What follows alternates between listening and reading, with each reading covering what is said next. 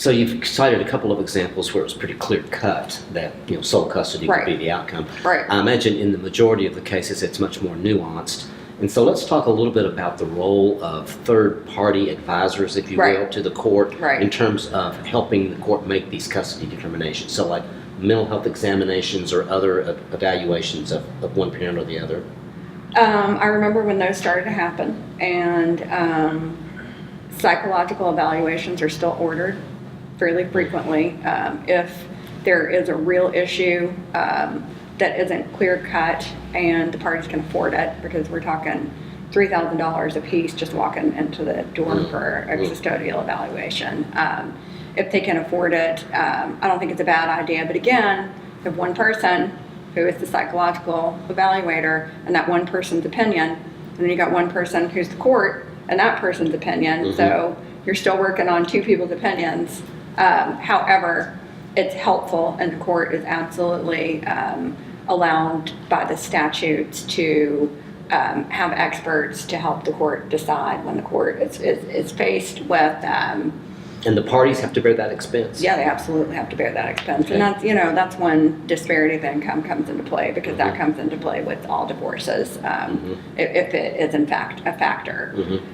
In addition to custodial evaluators, there are parenting coordinators. You can refer to parenting coordinators. There's counseling. There is therapeutic parenting. There are friends of the court and guardians ad litem who are attorneys just for the children, and how they make reports and whether they can testify. There was just a case a couple of years ago that defined those rules specifically, and that's too much to get into now. But they're attorneys for the child. Okay. So these are all the people that the court, all the experts that the court can defer to. But again, I think this is really important. That court is the final decision maker and cannot abdicate its decision to any of these experts. In your experience, how much deference do courts, Huge. By that I mean judges, Huge. give to these third-party experts? Absolutely tons.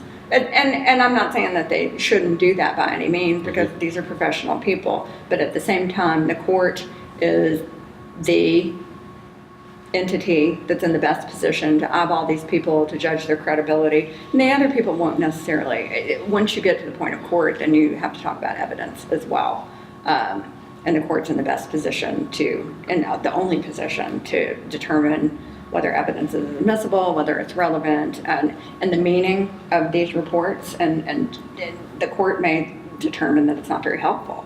That could be the other part. It's just not very helpful. And the parties have the ability, after an evaluation is made, to say what they think the recommendations should be, if they're not exactly what they like. And if it's unfavorable to one of the parties, that attorney really better get busy and start cleaning that thing up before it potentially becomes a record or an order of the court.